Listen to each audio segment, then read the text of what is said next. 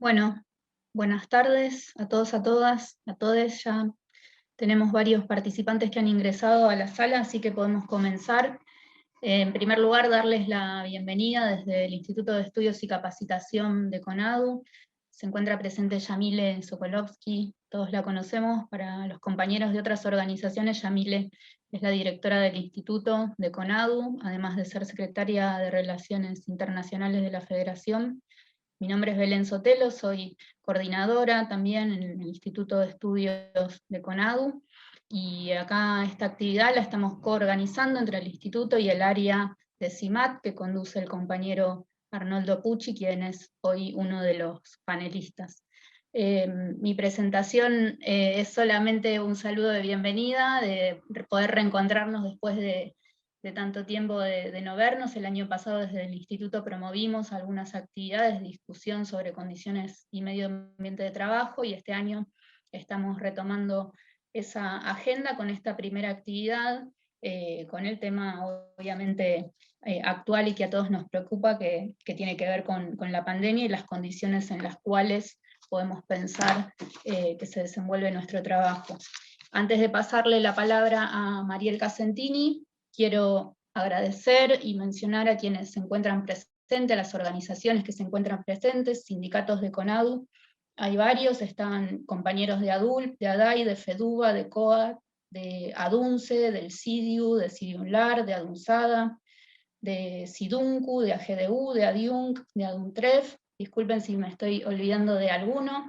Y también hay compañeros y compañeras de otras organizaciones hermanas que llegaron acá a través de la invitación que se hizo por medio de la intersindical, que son compañeros de ATE, de SUTEBA, de Mar del Plata, de UTELPA, del SOC, los curtidores, de las CTAs, compañeros también de SADOP, de APF. Si me estoy olvidando de alguno, lo que pueden hacer es dejarnos su nombre y organización en chat, así luego podemos recogerlo cuando hagamos la minuta y la nota sobre esta actividad. Así que solamente agradecerles la presencia, avisarles que esta actividad está siendo grabada para que después aquellos que no pueden estar hoy la puedan recuperar a través del canal de YouTube de CONADU y de las páginas de CONADU y del Instituto. Y le paso la palabra a Mariel, que ella va a coordinar el taller, la actividad de hoy. Gracias. Gracias, Belén. Hola, buenos días a todos y a todas.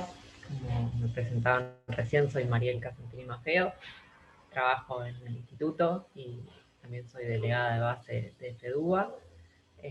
La verdad que es un placer y un honor poder estar presentando hoy a estos compañeros tan importantes en general, y hoy están asumiendo algunos roles que se hacen indispensables con lo que estamos viviendo, con la pandemia que estamos atravesando.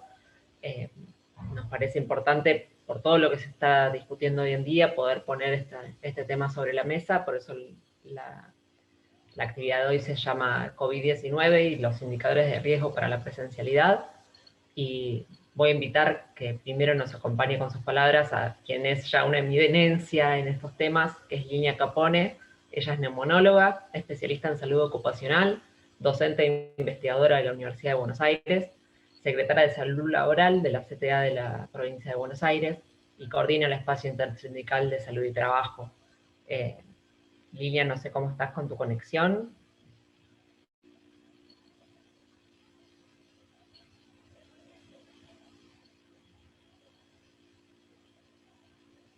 Ahora sí. No tenía. ¿Me escuchan bien? Buenas tardes. Yo te escucho bárbaro. Bueno, fantástico. Cualquier cosa, apago la cámara. Bien, todo bien. Muchas gracias por la invitación. Un placer escucharte.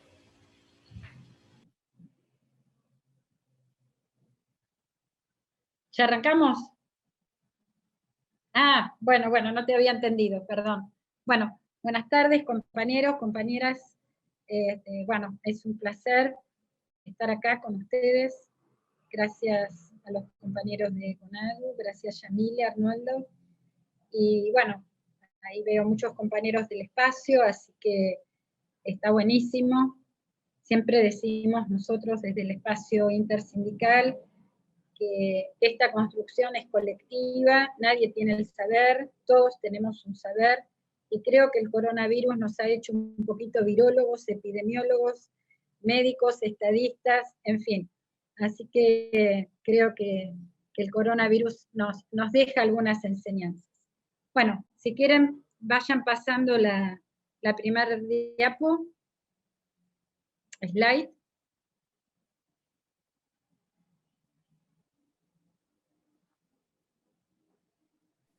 No sé si la pueden pasar ustedes. Arnoldo, ¿puedes pasarla? Sí, la paso yo, no hay problema. Dale. Pasa mejor porque tengo un internet muy inestable acá. Bueno, fantástico. Así que comenzamos con la primera, que en realidad el primer slide es algo, bueno, esta es la presentación. La próxima, por favor. En realidad, bueno, este material obviamente les queda a ustedes. Ya sabemos todos qué es el COVID, ¿no? Sabemos que es una enfermedad infectocontagiosa, muy virulenta, nueva este tipo de virus, pero no la familia, es un virus conocido, por eso las vacunas han tenido también rápidamente, han podido ser rápidamente puestas a prueba. Los coronavirus son los virus del resfrío, para entendernos, pero este virus realmente, en realidad es una zoonosis, porque era un virus que estaba en un animal y contagia a un humano, con lo cual es una enfermedad desconocida. Teníamos antecedentes, había un síndrome respiratorio del Oriente Medio y también un síndrome respiratorio agudo severo, había algún antecedente, se sabía que en algún momento iba a pasar una mutación, pero bueno, obviamente no se esperaba el grado de impacto. Es una enfermedad infecciosa, altamente contagiante entre humanos, y sigue sorprendiendo los síntomas, la evolución y la alta letalidad. La próxima, por favor. ¿Por qué decimos que es una pandemia? Decimos que es una pandemia, como ven acá en el mapa, porque afecta todos los continentes. No hay muy pocos países que no tienen COVID, muy pocos. Rápidamente es una enfermedad que viajó en avión, como nos pasó a nosotros. Antiguamente la peste bubónica viajaba en barco, por lo tanto entre un continente y otro pasaban 3, 4 meses. Acá fueron horas, y rápidamente de China se extendió a Europa y de Europa a América. Estuve tratando de buscar un slide que lo perdí, donde planteaba al comienzo la cantidad de aviones, era muy interesante porque era la cantidad, digamos, de rutas aéreas relacionadas directamente con el contagio con la entrada del virus a los diferentes países. La próxima, por favor. Hay muchas cosas que ya las sabemos, ¿no? Es acá los síntomas, sabemos que es un coronavirus, y sabemos lo que se sigue sabiendo hoy, que es un virus de alta contagiosidad, que el contagio es directo, que hay un contagio de aerolización, esto hoy la OMS lo está planteando, más que las superficies, lo importante es el distanciamiento y el barbijo y la ventilación. Esto es algo muy importante. En realidad, los guantes hoy no los usamos, si usamos el tapa nariz-boca, seguimos desinfectando las superficies, y el lavado de manos, que en realidad, a ver, el lavado de manos tiene que ser siempre, cuando entramos a casa, antes de comer, obviamente al salir del baño, al tocar la comida, absolutamente todos tenemos que lavarnos constantemente las manos. Creo que el coronavirus también nos trae esta enseñanza. La próxima. Esta es una de las primeras imágenes que fue reconocido el virus y fotografiado en abril en el Instituto Malbrán. Instituto Malbrán, que estaba devastado, sin gente, con un presupuesto pobrísimo, con muchas oficinas cerradas, prácticamente sin ningún tipo de avance tecnológico, y en poco tiempo, a partir del año pasado, y especialmente por la ley de ciencia y tecnología, y por todo lo que tuvo que hacer los trabajadores del Malbrán, que nuevamente pusieron el cuerpo a pesar de haber sido muy denostados por el gobierno anterior, es una de las primeras imágenes que se ha visto. Fíjense ahí donde está la flecha, ahí está el coronavirus, ahí pueden ver, por eso se lo llama coronavirus, porque tiene una imagen como de espículas, los famosos spike, que son como espinitas. Esas espinitas son las que entran a la célula y generan realmente un gran proceso de inflamación. Si nosotros tuviéramos que decir qué es la enfermedad de coronavirus, lo primero decimos que es una gran inflamación. Lo primero que le pasa a un paciente que está en un estado delicado es una inflamación masiva, explosiva de ambos pulmones. La próxima, por favor. El diagnóstico de coronavirus es el famoso hisopado. Hisopado que hay que hacerlo bien. Ese hisopado es en nariz y garganta, también se puede hacer en saliva. Ahí se hace un test rápido en búsqueda de virus, y después un test un poco más, digamos, como que se busca más, se investiga más el virus con otra técnica, pero también se puede hacer serologías. Se puede extraer sangre, o se punza un dedo y se buscan anticuerpos. Hay anticuerpos en fase aguda y hay anticuerpos en fase crónica. ¿Siempre estos análisis van a dar positivos o se van a encontrar anticuerpos? No. ¿Eso quiere decir que esa persona no está infectada? No. Y ahora lo vamos a ver. Estos son diagnósticos de COVID-19. Esto es laboratorio. Por eso muchas veces cuando uno lee un paper dice confirmación por laboratorio. Pero actualmente también se considera el COVID toda aquella persona que tenga síntomas y ha estado en un contacto estrecho con una persona infectada, es decir, a menos de 2 metros de distancia, más de 15 minutos, y sin barbijo o tapa nariz-boca. Cuando estas 3 cosas ocurren sin medidas de prevención, más de 15 minutos, una persona que tiene síntomas se puede considerar COVID. Y también aclaro que en épocas de olas, como la que estamos viviendo ahora, que es una ola muy compleja por la mutación de los virus, muchas veces no se hisopa por una cuestión de elementos y también por una cuestión de personal sanitario. Hemos recibido, creo que hace 2 días, 4 millones de kits para testeo.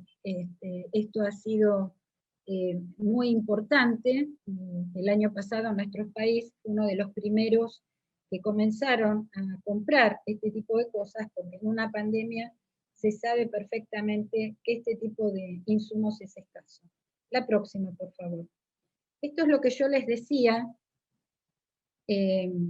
cuando es el periodo asintomático. Fíjense, acá tenemos 3 curvas. Una curva azul, una curva verde y una curva roja. La curva azul marca la sintomatología. Fíjense ustedes, hay un periodo del día 0 al día 5 que puede ser absolutamente asintomático. Por eso el contacto estrecho tiene que estar, digamos, aislado durante varios días. Cuando comienzan los síntomas pueden ser a partir de los 5 días. Entonces, ¿cuándo vamos a tener nosotros esto que decíamos, una serología, un anticuerpo dosable, que es la IgM, empieza a ser detectable prácticamente entre el 5.º y el 7.º día? Por eso un PCR nasofaríngeo o no siempre te va a dar positivo. Lo que se llama arriba, que dice periodo silente, que está con las 2 flechas, quiere decir que puede haber un periodo silenciado, sin síntomas. La IgM empieza a ser detectable, por eso a veces la gente se vacuna y sale a hacerse las 2 dosaje de los 2 anticuerpos, las 2 IgG, no tiene sentido. Hay que esperar unos días, y después, en todo caso, si querés, te podés hacer un dosaje de IgG. La IgG comienza a producirse a partir del 7º, 10º día, y queda varios días. Esa IgG queda en sangre, acá es lo que tenemos el rojo, al día 10, 14 más o menos, y después queda bastante tiempo, quedamos en sangre. Entonces, sintetizando, los síntomas y el PCR, donde va a dar positivo aún en un periodo al principio sin síntomas puede dar negativo, es la línea azul. La línea verde es la línea azul es la IgM, que empieza a generar, la línea verde es la IgM, que es la aguda, y la roja es la IgG, que es la crónica. ¿Cuánto tiempo dura la crónica? Y puede durar un mes y medio. ¿Sí? Esto es después de la enfermedad. ¿Qué pasa con las vacunas? Bueno, después lo vamos a ver. La próxima, por favor. Acá vemos los positivos y negativos, lo que yo le decía. Por eso, cuando una persona dice, estuve en contacto con una persona de COVID, bueno, o tengo COVID, vamos al revés, tengo COVID, bueno, ¿cuándo empezaste los síntomas? Y el síntoma lo empecé el martes. Bueno, entonces, toda la gente que estuvo con vos, domingo, lunes y martes, tenés que avisarles que son contacto estrecho si no tuvieron los límites de prevención, los datos de prevención, las medidas de prevención. ¿Por qué? Porque estas medidas de prevención, si vos estuviste cerca de un COVID positivo, tomaste un taxi, estuviste visitando a un amigo, o estuvieron en una fiesta, etcétera, etcétera, o estuviste en el trabajo, lo que sea, obviamente son 2 días antes. Una vez que se instala el COVID, obviamente para que sea sintomático, ahí tenés el positivo con síntomas, contagio. Pero el positivo asintomático también contagia. Ya lo vimos en la anterior. ¿Me explico? Pon el anterior, Arnoldo, para que esto quede claro. En la anterior, En la anterior, fíjate que la línea azul, ¿no es cierto?, que es un periodo asintomático, hasta que inicien los síntomas, el PCR puede dar positivo. Puede darte negativo, pero también puede darte positivo, con lo cual contagias. Una vez que se instalan los síntomas, es más fácil. Ahora sí la segunda. Entonces, contagian. ¿Hasta cuándo contagian? Y mira, en realidad se contagia prácticamente hasta el día 5, 7, por eso se da el alta al 10, porque en realidad a los 10 días prácticamente no hay síntomas y la persona ya no contagia. ¿Es necesario hacerse un hisopado para que dé negativo? Algunos lo piden, especialmente si sigue con síntomas. Después podemos tener también, no contagian, pero el que ser positivo quiere decir que te ven un pedacito del virus en el hisopado, pero no contagiás porque ese virus ya está absolutamente inactivo. Y a medida que van pasando los días, después de los 20 días, prácticamente estás curado y no contagias. La próxima, por favor. Hay síntomas que son característicos, patognomónicos, que es la pérdida de olfato y la pérdida de gusto. Cuando esto empezó, si no tenías fiebre, todo el mundo decíamos que no era coronavirus. Hoy se sabe que puedes o no tener fiebre.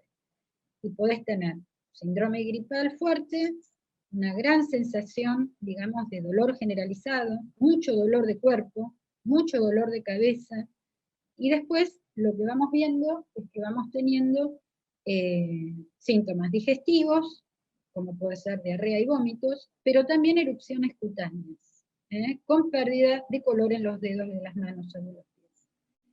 Y esto nos da la imagen que cualquier síntoma hoy puede ser coronavirus.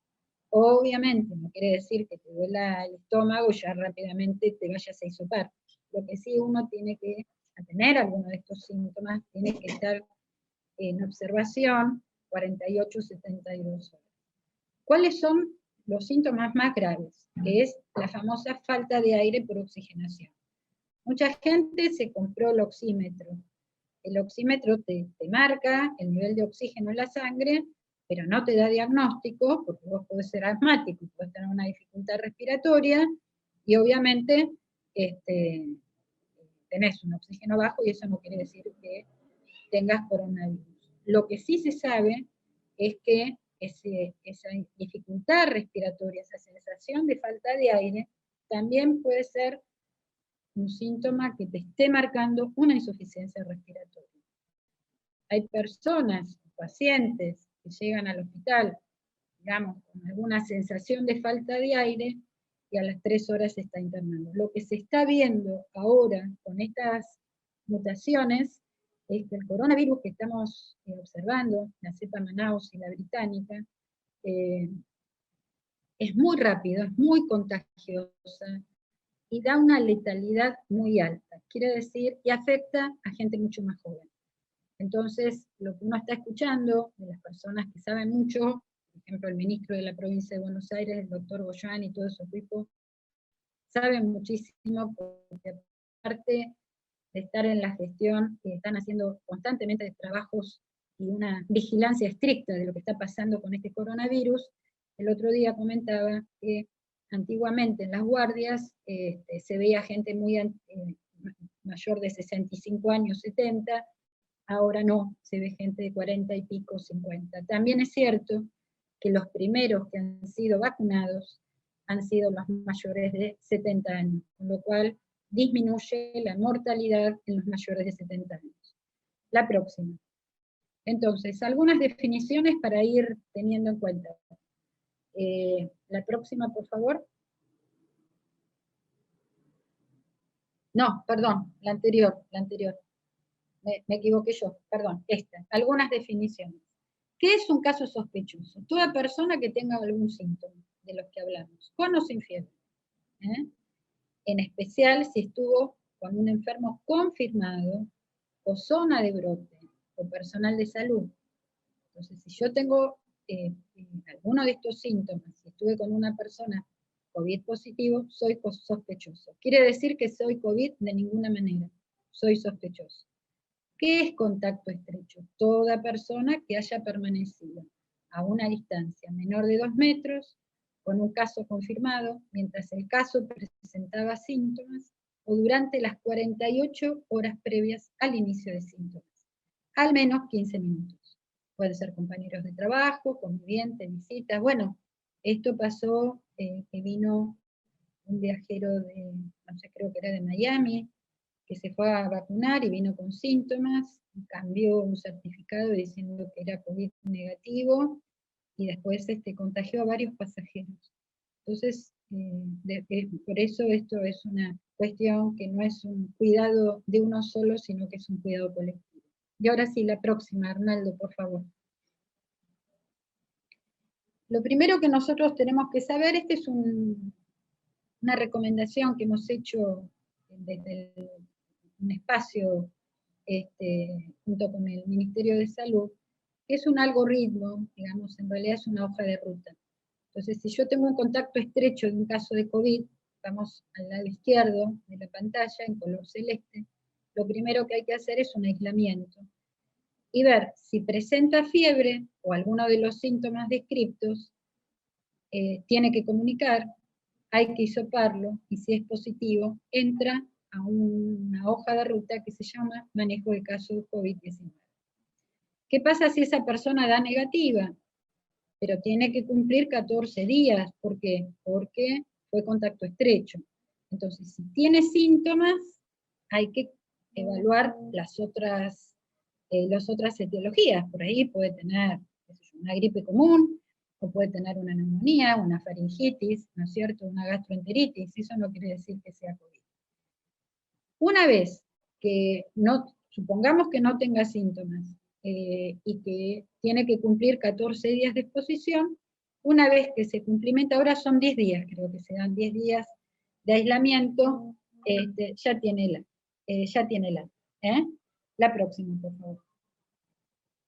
Entonces, acá no hay otra. ¿Qué puedo hacer para protegerme y para protegernos? Aislamiento, higiene de manos, mucho control de las secreciones. Cada vez que nos limpiamos la nariz, lo ideal es que se deseche ese pañuelo y que nos lavemos las manos. Hay que tratar de evitar tocar todo lo que nosotros no tengamos control, en la calle, demás, en los transportes, en los negocios, en un ascensor. Todo eso implica que hay que llegar a casa y lavarnos las manos. Siempre estar con mucho distanciamiento físico, y una limpieza muy importante. La próxima.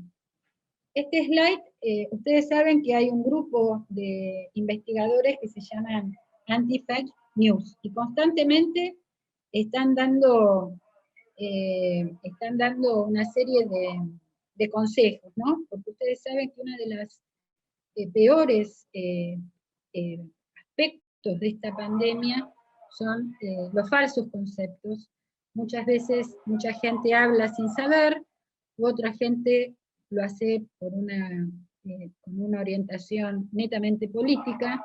Recordemos que en un momento se planteaba que este virus no existía, que la pandemia no existía, se quemaron barbijos, después que no había que vacunarse, después que la vacuna era veneno, inclusive hay denuncias penales contra los ministros de salud y contra el presidente, etcétera, etcétera. Bueno, ahora están todos enojados porque las vacunas, Argentina no compra vacunas, ahora vamos a hablar de eso. ¿Qué es lo que nos dice este grupo de gente? Bueno, una persona se infectó hace 3 días, pero no tiene síntomas. Recuerden el cuadrito, la curva azul, que hay un periodo asintomático. Cree que está sana, ¿no es cierto? Y se reúne con 10 personas, a los cuales contagia sin saber. Cada una de esas 10 personas cree que está bien, y se juntan con amigos. Es decir, que cuando a Juana le aparecen los síntomas, ya hay 100 personas contagiadas. Esto ahora, con la cepa Manao, se tiene que multiplicar por 6. ¿Está? La situación de infectosidad que tiene y la alta contagiosidad que tiene esta cepa realmente es muy preocupante. La próxima, por favor. Entonces, lo primero que debemos saber es que no hay tratamiento específico.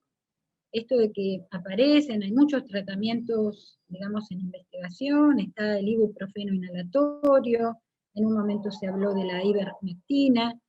A ver, no hay cantidad de gente, la ivermectina no va, la ivermectina es un antiparasitario, hay que tener mucho cuidado. Se ha utilizado en algún caso puntual al principio de todo, con mucha desesperación, pero fue más tóxica que beneficiosa para el coronavirus, con lo cual no se está usando la ivermectina. Tampoco la hidroxicloroquina, que se utiliza para enfermedades de colágeno autoinmunes, tampoco. Mucho menos el dióxido de cloro, por favor. Entonces, sabemos que es una enfermedad muy inflamatoria, que afecta rápidamente la vía respiratoria, con lo cual se puede dar corticoides, retrovirales, y todo aquel medicamento que le permita, cuando está en terapia intensiva, está en asistencia respiratoria mecánica, con sedación, una serie de drogas específicas para que ese paciente se recupere.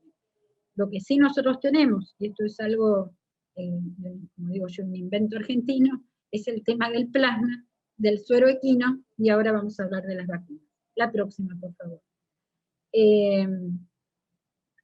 Esto fue realizado en la provincia de Buenos Aires.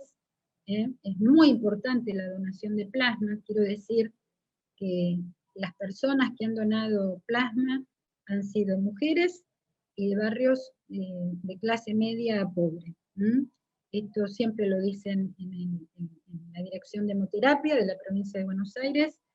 Y bueno, es muy importante que si tuviste COVID puedas acercarte, digamos, a algún hospital o llamar para ver que te hagan una primer prueba, y si tenés la cantidad de anticuerpos después de la enfermedad, puedas donar. Se salva muchas vidas. La próxima, se sabe perfectamente que para donar plasma tiene las mismas características que la donación de sangre. Pesar más de 50 kilos, tener entre 18 y 65 años y estar bien de salud, obviamente. Se sabe que este plasma ingresado rápidamente en un paciente mejora muchísimo y de moderado a grave. Es tal, la próxima por favor, el embate que se da a estas cuestiones que hasta salió un hospital muy famoso de Buenos Aires con un trabajo de investigación diciendo que el plasma no sirve. Pero ellos lo daban cuando el paciente ya estaba en terapia intensiva. Acá lo que se hacía en la provincia de Buenos Aires era darlo previamente hasta que el paciente esté realmente grave. Entonces, de moderado, un paso anterior. Y este plasma, muy rico en anticuerpos, hizo recuperar a muchos pacientes. La próxima, por favor. Después está el suero equino, que esto también tiene que ver con una investigación argentina.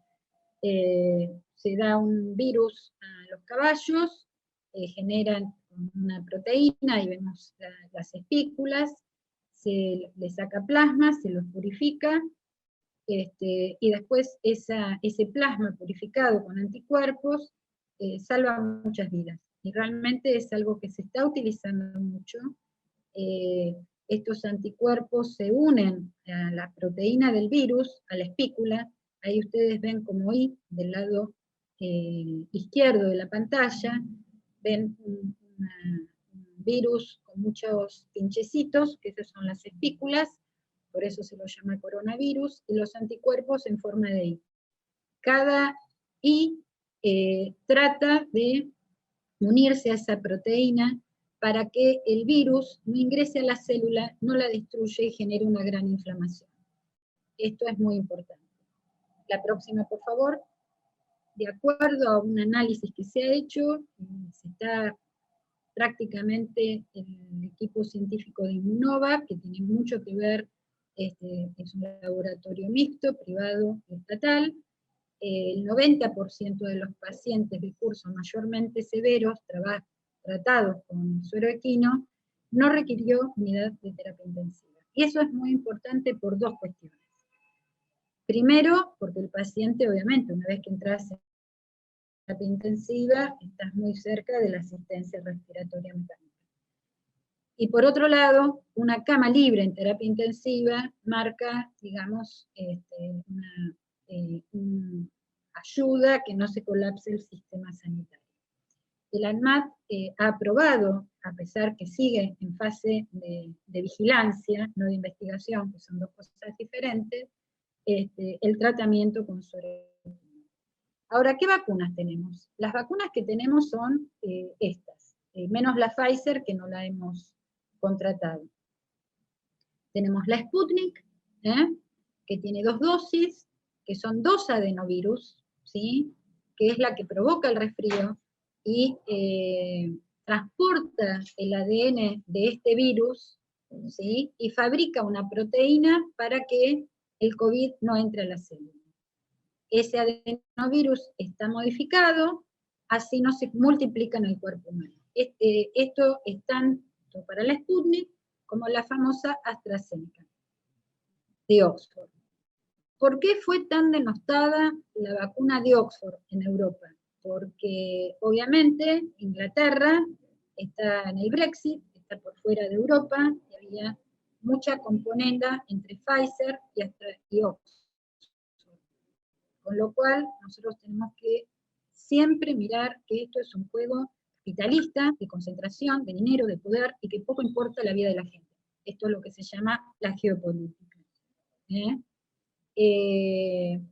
Es muy alta la bioseguridad de la Sputnik, con las 2 dosis, la Oxford AstraZeneca, parte se hizo acá, ahora teóricamente fue a México y quedó retenida en Estados Unidos, porque Estados Unidos, a pesar de que Biden diga lo que diga, a ellos les interesa la Pfizer, porque es la vacuna estadounidense, que es la que están vacunando, y la Johnson & Johnson. Después queda la famosa China, que es la Sinopharm. Hay 2 chinas, Sinopharm y Sinovac. Nosotros aprobamos la Sinopharm.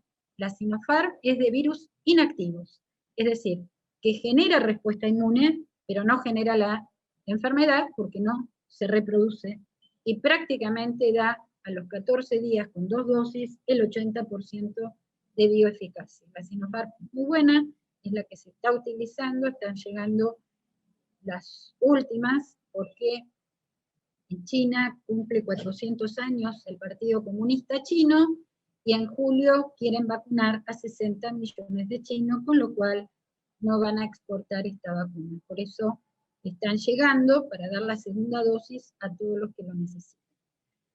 La AstraZeneca también se hizo en la India, que es la famosa Covishield.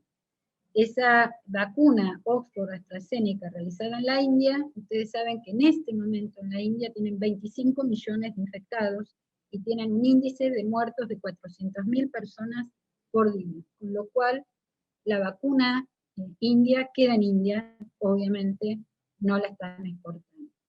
Y después nos queda la Pfizer, ¿no? La Pfizer, que no, ahora hay nuevamente tratativas, no es cierto lo que están diciendo que Argentina no quiso comprar. Pfizer puso cláusulas leoninas, nosotros avanzamos mucho con la Sputnik y la AstraZeneca y la Sinopharm, y ahora Pfizer, les aclaro que el año pasado el laboratorio Pfizer ganó 25.000 millones de dólares. Tiene otro tipo de partícula, es parte del virus mensajero, quiere decir que es una pequeña partícula llamada nanopartícula que transporta la información del virus para fabricar la proteína. Como vimos en el dibujito, la proteína se engancha en el pinchecito, en la espícula, y entonces eso no permite que ese coronavirus entre a ninguna célula porque está con esa proteína que inactiva la espícula. La próxima. ¿Cuál es el mapa que tenemos hoy? Fíjense. Obviamente, Canadá, Estados Unidos, Chile, Israel, Inglaterra, son países donde están muy parte de China, donde están con alta protección de plan de inmunización. Esto lo saqué ayer, es una página que pueden entrar, es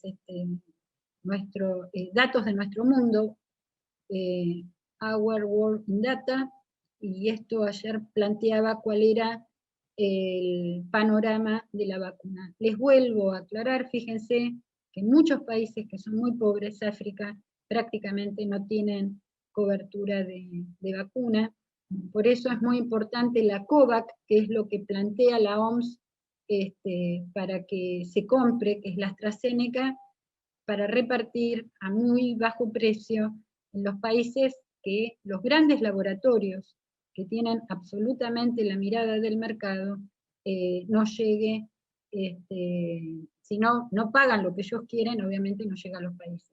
Fíjense que en Europa tampoco hay tanta plan de inmunización, pero también hay que decirlo, que nuestro país tiene una gran cultura de plan de inmunización, de muchísimos años, ¿no? Los que tenemos cierta edad, jamás, el primer día de clase de nuestros hijos era el guardapolvo, la cartuchera y la hoja de vacunas, ¿no? El carnet de vacunas. Entonces, por eso fue muy doloroso al comienzo, cuando comenzó el plan de inmunización, la gente no se quería vacunar por temor, y también, más que por temor, en realidad no se quería vacunar por una gran campaña antivacuna que habían hecho. Por ejemplo, ustedes ven acá en este cuadro, tanto España como Francia no están todos vacunados. Yo hoy tuve una reunión con unos colegas españoles y recién ahora están terminando de vacunar al personal de salud. Nosotros en el país prácticamente todos aquellos que se quisieron vacunar, porque esto también lo voy a decir, la próxima, la vacuna en nuestro país es voluntaria. Entonces no todos se quisieron vacunar. Nosotros hemos recibido hasta fin de abril 9.237.000 vacunas. Se han recibido 11 millones de vacunas, se han vacunado 9.230.000. obviamente la primera dosis, como en todos los países, 7.800.000, y la segunda 1,5 millones.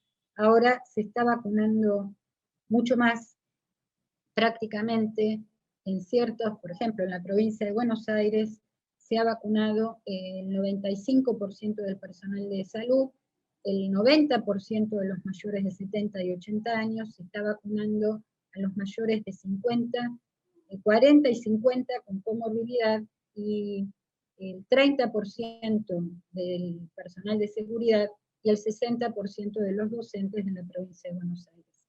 La próxima, por favor. Bueno, esta es una realidad, ¿no? Ahora vamos a hablar qué es lo que pasa desde lo laboral. Esto con Arnoldo lo hemos trabajado, y acá hay muchos compañeros del espacio intersindical, de SUTEBA, de APA, de SADOP, de ATE, que hemos trabajado muy fuerte y hemos discutido muy fuerte, porque como ustedes verán, la línea gris habla de cantidad de casos que han llegado a la población general total de casos de la nación, ¿no? Esto es hasta marzo. 2 millones y pico.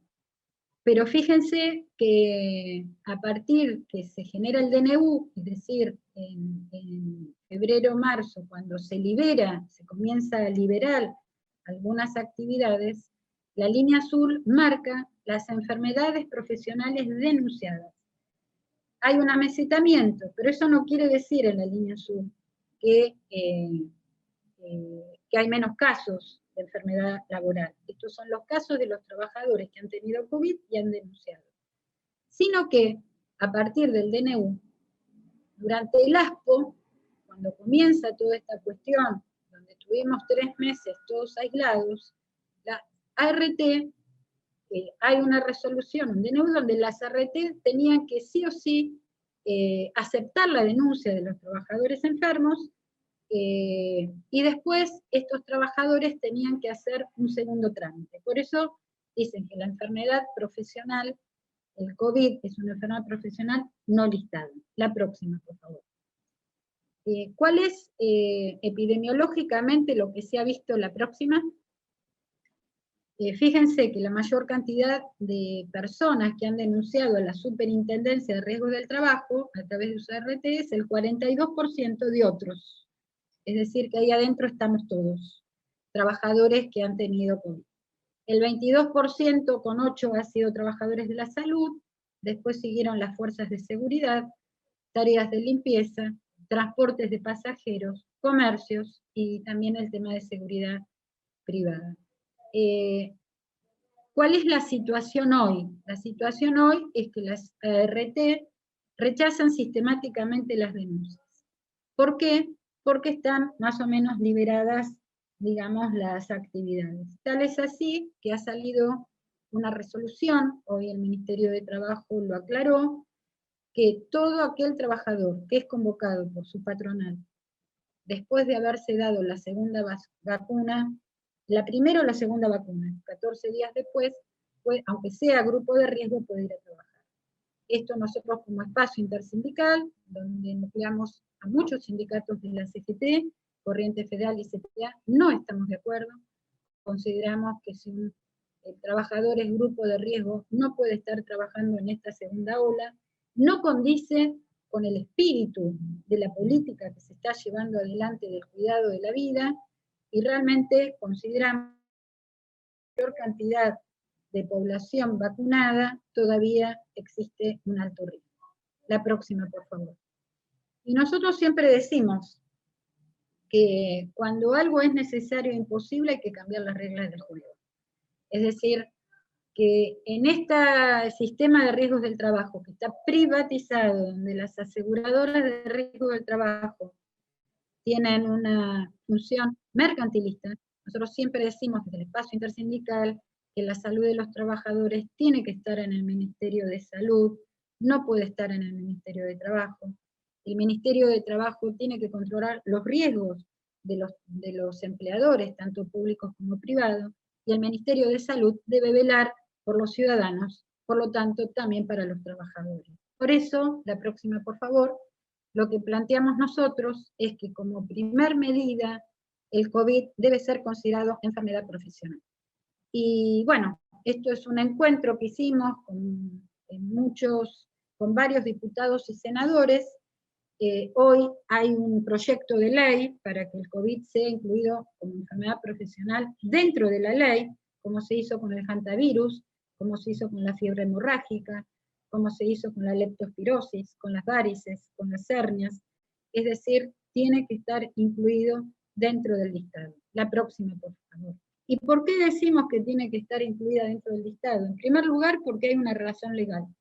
Para la ley, una enfermedad profesional es cuando está el agente causal, en este caso el coronavirus, la exposición laboral y la enfermedad del COVID. No cabe la menor duda, como un ejemplo bien básico, que un trabajador de la salud tiene estas tres cuestiones. La próxima, por favor.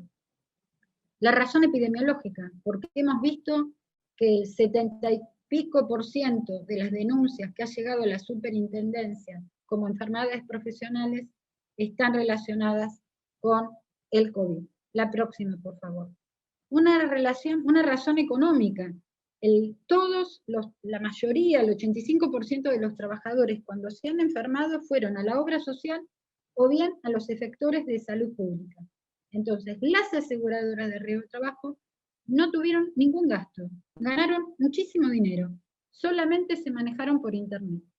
Y la verdad que esto es complicado, porque en un país donde tuvimos que afrontar una pandemia como esta, con una economía devastada, con un Ministerio de Salud destrozado, sin programas, tomógrafos debajo de las goteras, programas totalmente levantados, digamos, solamente las obras sociales y los efectores de la salud pública dieron respuesta a esta cuestión. Fíjense que en la ciudad de Buenos Aires el sistema privado fue el primero que colapsó. Por eso nosotros hablamos también de un sistema integrado de salud. En una pandemia no puede haber público-privado. Todo tiene que estar al servicio de la vida de los ciudadanos, sea quien sea, viva donde viva. La próxima, por favor. Prevalencia. Recién les decía que hay una alta cantidad de denuncias como enfermedad profesional. Nuestro país nunca se caracterizó por tener porcentaje de enfermedades profesionales altas, siempre fueron los accidentes. ¿Por qué? Porque las enfermedades profesionales en el sistema de riesgo del trabajo no son diagnosticadas, no son aceptadas, nosotros no tenemos como trabajadores una historia clínica laboral, tampoco no siempre una enfermedad es considerada laboral, generalmente va por obra social o por prepago o por el efector público. Sin embargo, se ha demostrado que la cantidad de denuncias hoy es por COVID. Por eso decimos que es la cuarta razón por la cual el COVID debe ser considerada enfermedad profesional. La próxima, por favor. Las muertes, bueno, qué hablar. Ustedes saben, y acá paro porque todos los días naturalizamos que se cae un avión con gente. El otro día yo hablo con una persona y me dice, ¿cuántos murieron hoy? 300. Ah, la mitad. ¿Cómo la mitad? Murieron 300 personas, no es la mitad de nada. Es decir, 300 personas que murieron por COVID, 300 familias devastadas, y obviamente la cantidad de muertes va de la mano con la cantidad de casos. Por eso es importantísimo el control de la transmisión, el control de las personas. Esto de quedarte en tu casa no tiene que ser un jingle, no tiene que ser como yo escuchaba hoy, que me hablaban de la libertad. La libertad, quiero ser libre, quiero caminar, quiero hacer lo que a mí me parezca. Estamos en pandemia, y si todos hacemos lo que más tenemos ganas de hacer, obviamente van a aumentar los casos, y eso va de la mano con la muerte. Recordemos que el 30% de los casos siempre terminan fallecidos. La próxima, por favor. Y la última, la región sanitaria. El sistema público es el principal efector que da respuesta y absorbe la demanda. Entonces, porque no es reconocida como enfermedad profesional, porque la CRT, porque un trabajador, para que sea reconocida, tiene que después hacer un trámite engorroso, muy engorroso, y la verdad que los trabajadores se cansan, o hacen ese trámite engorroso y la comisión médica no lo reconoce, con lo cual les cuento que hoy en día hay 400.000 denuncias que llegan a la Superintendencia de Riesgos de Trabajo y solo 1.500 han sido aceptadas. Y creo que es la próxima, como última.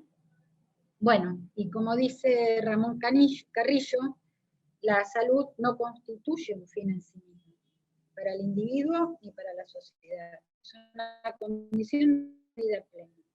Y no podemos hablar de salud si no tenemos un buen trabajo, que no sea una carga, una casa que no corresponda, entonces la salud tiene que ser un estilo de vida, un proceso de lucha, de conflicto con el medio ambiente, pero donde por sobre todas las cosas marca la felicidad de los pueblos.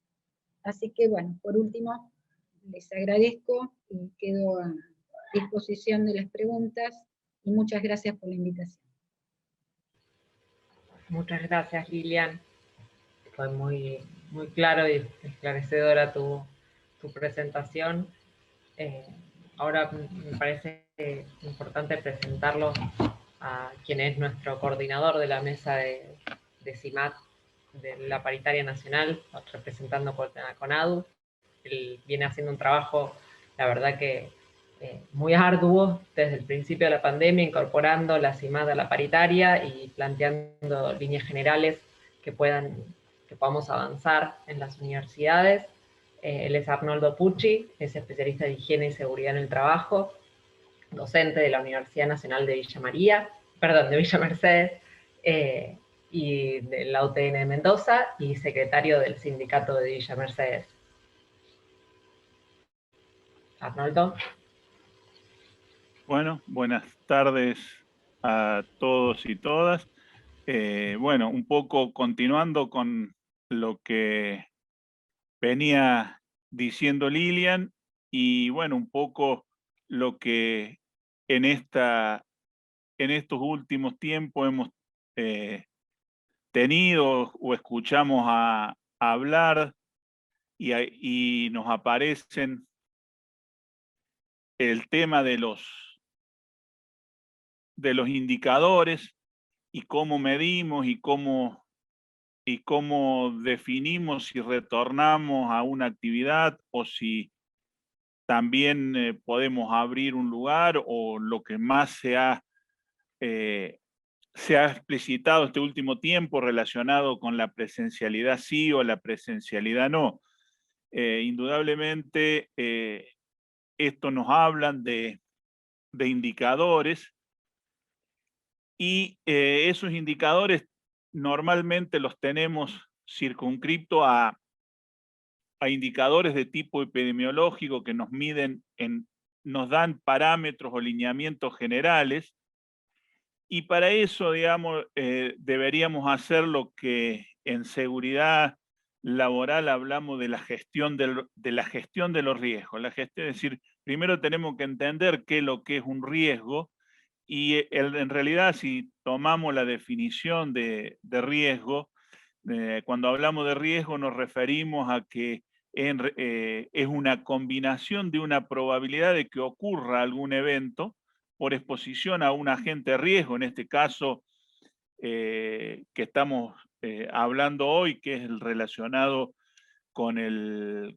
coronavirus, un riesgo que dentro de seguridad laboral lo tenemos dentro de lo que son los riesgos de tipo biológico, y la gravedad o la consecuencia que nos puede generar hacia la salud de las personas. Entonces, ¿qué es lo que debería constituir el indicador para poder evaluar y gestionar el riesgo? En realidad, gestionar el riesgo va más allá de medir o decir si tenemos 150 contagios por cada 100.000 habitantes, o tenemos una razón de crecimiento de 0,8, de 1,2. En realidad, tenemos que ver a ese riesgo como un todo, y no solamente puertas adentro, porque en realidad hablamos y decimos que tal actividad no tiene riesgo de contagio, porque los niveles de contagio son muy bajos. En realidad estamos hablando, el ejemplo típico, por ejemplo, en el caso de Cava, con el retorno de la presencialidad, dice la escuela no es un elemento de contagio, pero se está analizando la escuela como tal, puertas adentro, y en realidad deberíamos tener definido un indicador en donde involucremos todos los factores, no solamente el espacio físico donde se realiza la actividad, y de ese espacio físico tomar un solo indicador, que es el nivel de contagio. En realidad tenemos que hacer un análisis global, general, para poder gestionar el riesgo desde que el trabajador sale de su casa, llega a su lugar de trabajo, y en su interior de trabajo las condiciones a que ese trabajador está expuesto. Entonces, involucrar un indicador de gestión de riesgo de nivel general, es decir, determinar un índice que nos permita poder evaluar las condiciones en las que se desarrolla el trabajo, en las condiciones en que se llega al trabajo, y ese indicador es más complejo que decir el nivel de contagio es 0,5% o 1,5%. De esa manera, cuando hablamos de gestión de riesgo en la parte de seguridad laboral, nos referimos a una serie de medidas o de cuestiones que debemos tener en cuenta para poder decir podemos desarrollar la actividad en forma segura, sin riesgo para los trabajadores. Eso en seguridad lo definimos dentro de lo que es una pirámide de prevención, y siempre decimos que lo primero que hay que hacer o lo primero que hay que buscar es la eliminación del riesgo. Eliminar el riesgo en la fuente, digamos, en el lugar donde se genera. Acá en este caso del COVID es bastante complicado porque lo tenemos circulando por toda la comunidad. Esa eliminación del riesgo, en este caso el año pasado, fue el ASPO, el aislamiento social preventivo y obligatorio. Es decir, nos guardamos en nuestras casas, no salíamos de nuestras casas solamente por cuestiones indispensables. Entonces estamos aislados del riesgo que significaba contraer la enfermedad. Pero bueno, no se puede estar la totalidad del tiempo, entonces se fueron flexibilizando, y ahí tiene que empezar a aparecer otra serie de medidas que debemos ir implementando, que son, por ejemplo, medidas de ingeniería, barreras de separación en el caso de puestos de trabajo que no se puedan mantener la distancia, de la distancia física del 1,5 metros, 2 metros, poner barreras para poder bloquear los contactos, o en las aulas o en los lugares cerrados, todos los sistemas de ventilación. Es muy importante el tema ventilación en el caso de este riesgo que estamos viendo hoy, digamos. Entonces, eso hace, digamos, una medida que a implementar, y que existen indicadores para poder evaluar si un lugar está bien ventilado o en qué momento se puede lograr o es necesario ventilar. Deben haber visto que han aparecido o están, digamos, un proyecto inclusive de la Universidad de Hurlingham de los medidores o analizadores de anhídrido carbónico. Es decir, la cantidad de anhídrido carbónico presente en un ambiente cerrado me está indicando el momento en que yo lo tengo que ventilar. Es decir, estamos hablando, por ejemplo, en niveles de 800 partes por millón de anhídrido carbónico en el aire, que estaría indicando que habría que ventilar. Eso es un tema importante y está demostrado. De hecho, hay recomendaciones internacionales de la cantidad de aire que hay las veces que hay que renovar el aire interior para mantener los niveles de seguros para evitar la propagación. Medidas organizativas, redistribución del trabajo, entradas y salidas escalonadas, medidas administrativas, limpieza, desinfección, higiene, formación y capacitación del personal, y los elementos de protección. Toda esta pirámide hace, si nosotros encadenamos todas estas medidas, es lo que hacemos a la gestión del riesgo. El riesgo, si no lo podemos eliminar, como en este caso, que es decir, no se puede eliminar el riesgo, tenemos que, con todas las otras medidas, gestionarlo para minimizarlo y poder de esa manera evitar la propagación del mismo. Eso, digamos, es cuando hablamos de gestión de riesgo, que es en realidad lo que deberíamos hacer con este tipo de riesgo. Por eso, digamos, si tenemos y vemos los indicadores que se manejan, son indicadores netamente epidemiológicos y no se tienen en cuenta todo lo relacionado a lo que puedan ser los indicadores con medidas tendientes a minimizar el riesgo. Acá, digamos, hay algunos, fueron variando los riesgos en el caso, por ejemplo, del área de educación. Nosotros tuvimos un primer indicador para retorno a la presencialidad, que fue una resolución del Consejo Federal de Educación del año pasado, por allá por agosto, cuando se estaba pensando en que se podía regresar hacia finales del año pasado a la presencialidad en las escuelas, o pensando en el inicio de este año, y se había armado una serie de indicadores epidemiológicos, que eran los niveles de transmisión, la razón de casos nuevos, los porcentajes de ocupación de camas de terapia. Estos indicadores, cuando hablamos de gestión de riesgo, normalmente se transfieren a lo que llamamos una matriz de riesgo, que es cómo se van combinando estos indicadores para saber cuándo tenemos un riesgo bajo, un riesgo medio, un riesgo alto en este caso. Que en ese primer momento estaba definido de esa manera, digamos, si teníamos los tres indicadores en riesgo bajo, o teníamos 2 en riesgo bajo y 1 en medio era riesgo bajo, digamos. Esto que están viendo es esa matriz de riesgo que nos iba a permitir que, si estaba en riesgo alto, teníamos totalmente la virtualidad, es decir, no había presencialidad. Si estábamos en riesgo medio, algunas actividades restringidas, y en riesgo bajo se podía hacer una presencialidad.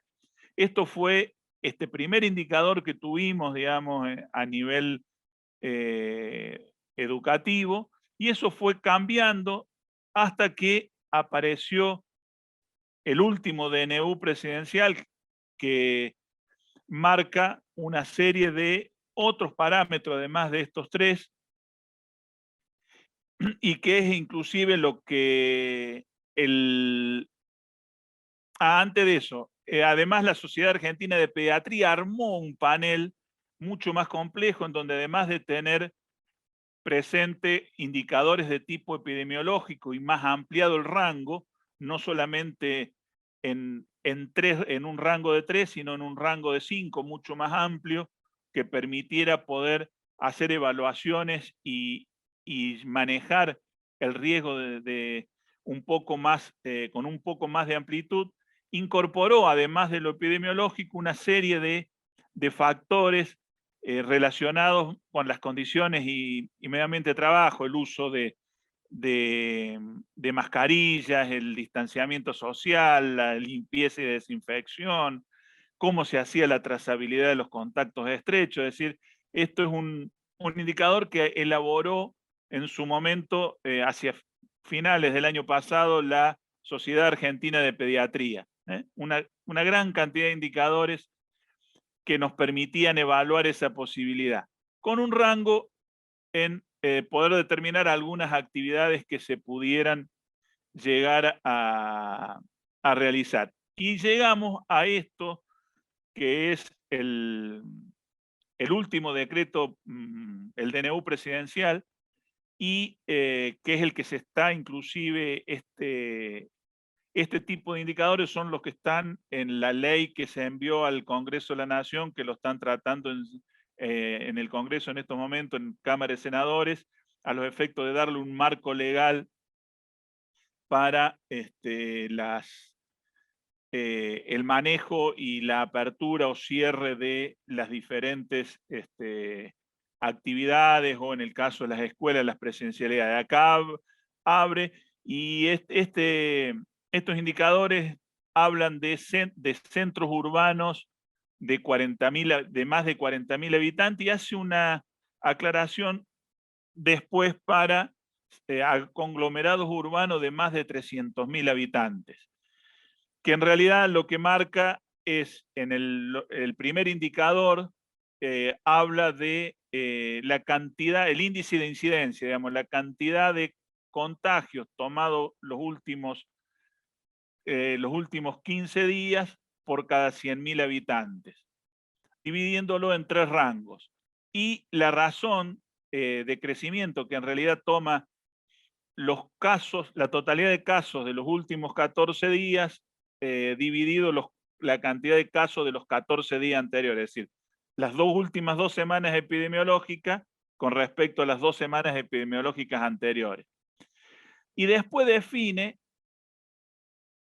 el indicador de 250 contagios de los últimos 14 días por cada 100.000 y fija los últimos 2 para los conglomerados urbanos de más de 300.000 habitantes, en donde toma más de 500 y el caso de la ocupación de las cámaras de terapia de más del 80%. Con todo esto, si transcribimos lo que dice el decreto a una matriz, nos queda que para que sea riesgo bajo tienen que estar los 2 indicadores estos en bajo. Para que en el caso de medio podemos tener varias combinaciones, es decir, los 2 en medio y 1 y 1 en medio y alto. Si hay en algún caso que estén en riesgo medio el nivel de contagio y la razón de crecimiento, pero el nivel de contagio supera los 250 por cada 100.000 habitantes, pasa automáticamente a riesgo alto. Y en el caso de alerta, que es para los de más de 300.000 habitantes, conglomerados de más de 300.000 habitantes, si supera los 500 o las camas de terapia intensiva supera el 80%, son conglomerados. ¿Cómo influye esto? Acá en el caso de las clases, en alerta deben ir, o es obligatoria, la virtualidad, es decir, no está permitida la presencialidad. Y en lo que es riesgo moderado y alto, tienen facultad los gobernadores, digamos, es decir, las autoridades jurisdiccionales, en definir la modalidad de una semipresencialidad a los efectos de evitar la propagación del virus. Esto es lo que está hoy vigente por resolución del Consejo Federal. Recordemos que es lo mismo del DNU, pero se tomó, el Consejo Federal de Educación la toma debido a la presentación que hizo Cava en la Corte, y esa resolución del Consejo Federal la aprueba la totalidad de las jurisdicciones, a excepción de la Ciudad Autónoma de Buenos Aires y de la provincia de Mendoza. Son las únicas 2 que no aprobaron esa resolución. Pero son indicadores netamente epidemiológicos, es decir, acá no tenemos en cuenta las condiciones de trabajo, las condiciones de propagación comunitaria. Es por eso que cuando en la Comisión de Condiciones y Medio Ambiente de Trabajo a nivel general, en nuestra paritaria nacional, que viene a cumplir para los otros compañeros de otras asociaciones, viene a cumplir lo que serían los comités mixtos en la provincia de Buenos Aires o en Santa Fe, o en las actividades donde existen comité mixto. En el caso nuestro, nuestro convenio prevé lo que llama una comisión de condiciones y ambiente de trabajo a nivel general. Ahí, digamos, lo que tratamos de hacer es tratar de acordar cuestiones mínimas relacionadas con los protocolos y con el retorno a la presencialidad. Acá con los protocolos, que todos hemos visto, que hay, en realidad, si uno se fija o toma normativa que puede haber a nivel local, el IRAM tiene unas directrices relacionadas con la redacción de protocolo, y después también a nivel internacional, ISO, que es una organización internacional de estandarización, sacó una directriz para trabajo seguro en épocas de pandemia relacionadas con el COVID, en donde dice que los protocolos deben tener un análisis de riesgo. Es decir, recomiendan que en todos los protocolos se coloque un análisis de riesgo con una revisión periódica que se debe definir en función de las características o de las circunstancias locales. Se recomienda alrededor de 15 días revisiones de ese indicador, de esa evaluación del riesgo. Esa evaluación del riesgo a través de indicadores de gestión de riesgo. En el caso nuestro, se puso, digamos, dentro de esa acta acuerdo, un índice de riesgo inicial y un índice de riesgo real, que en realidad sale a una propuesta que hiciéramos desde CONADU con una definición de un indicador de riesgo en donde se contemplan, además de los factores epidemiológicos, se contemplan factores relacionados con las condiciones y ambientes de trabajo. Digamos, un indicador es una suma de varios factores. Ahí está el indicador que nosotros propusimos, digamos, en donde tenemos una serie de factores,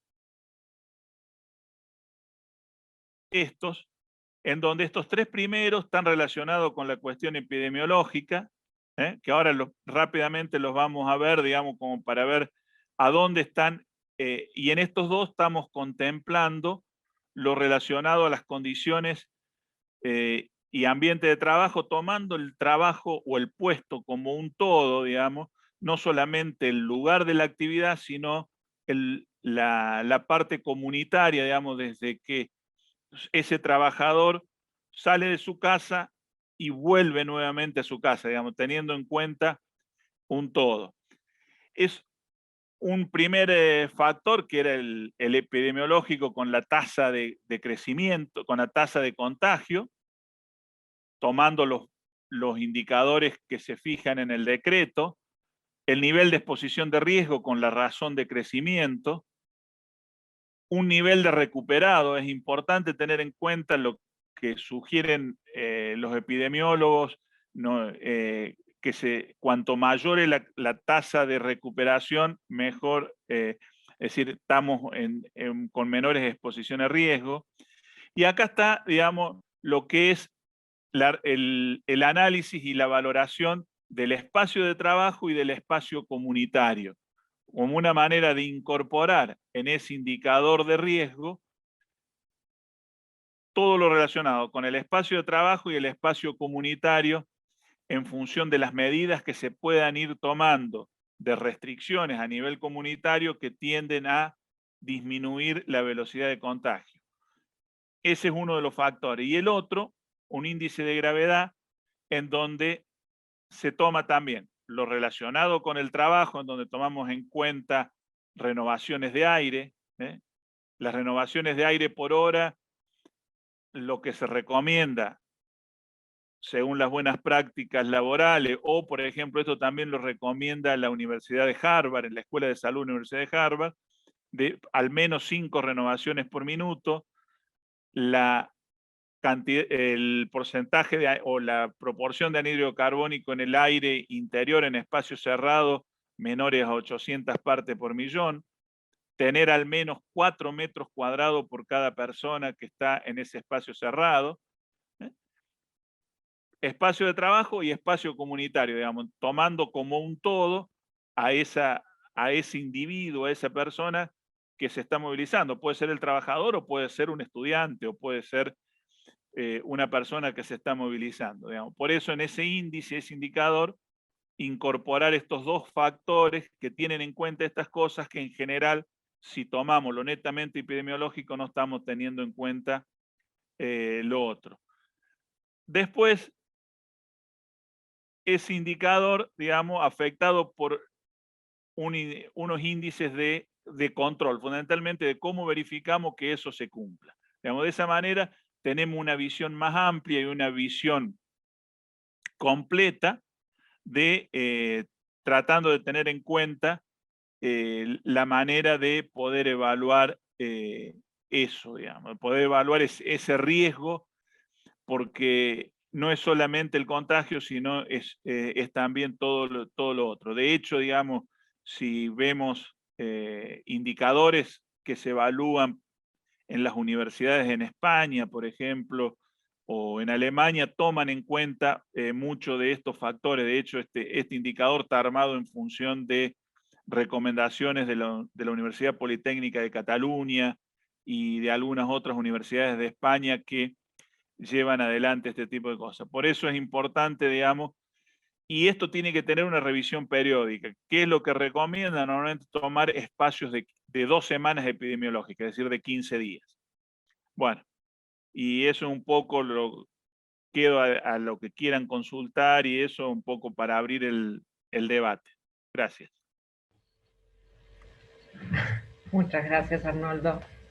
Bueno, como decía uno de los compañeros en el chat, comparto también la apreciación, muy claras las dos exposiciones para quienes no estamos en el tema, y nada, la verdad que creo que aporta mucho aclararles a todos y a todas las que están participando que los materiales que se están exponiendo los vamos a compartir también el acta acuerdo que firmó la CONADU para que todas las organizaciones de base también la puedan tener a mano para el trabajo que están desarrollando. Y bueno, un poco para sintetizar también, como recordar para quienes se sumaron un poco más tarde, que al principio habló Lilian Capone y nos puso en tema nuevamente de cómo son los síntomas, cómo nos tenemos que mover en relación con cuando somos un contacto estrecho o cuando podemos ser un caso sospechoso, tener claro cómo es la trayectoria de la enfermedad, si tenemos síntomas o aún si no tenemos síntomas, cómo podemos estar contagiando a compañeros y compañeras, y acá se vuelve muy importante todo lo que estaba diciendo Arnoldo recién, que tiene que ver con nuestras condiciones de trabajo y cómo pensamos y cómo se construyen indicadores para tener en cuenta el riesgo que tenemos todas y todos cuando estamos volviendo en muchos casos a tener trabajo presencial en las universidades, sobre todo el sector preuniversitario, pero bueno, en todas las universidades también se está hablando de qué manera volver. Y me imagino también los demás compañeros y compañeras que están con trabajo presencial o que se está hablando de esto. Ahora quisiera, antes de abrir la palabra y que se puedan ir escribiendo en el chat para poder compartir apreciaciones o interrogantes, que Yamile Sokolowski nos comparta unas reflexiones finales.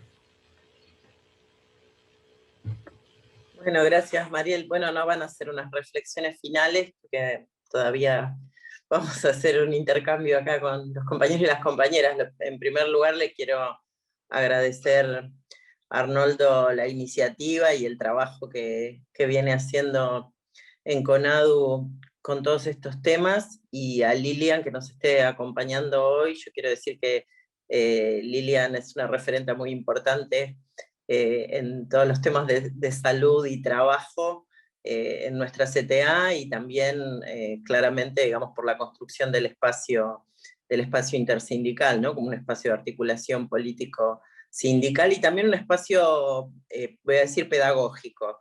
Y un poco para retomar algo que ella decía al principio y que yo estaba pensando ahora, bueno, muchos de nosotros, creo que la mayoría, no manejamos específicamente estos temas.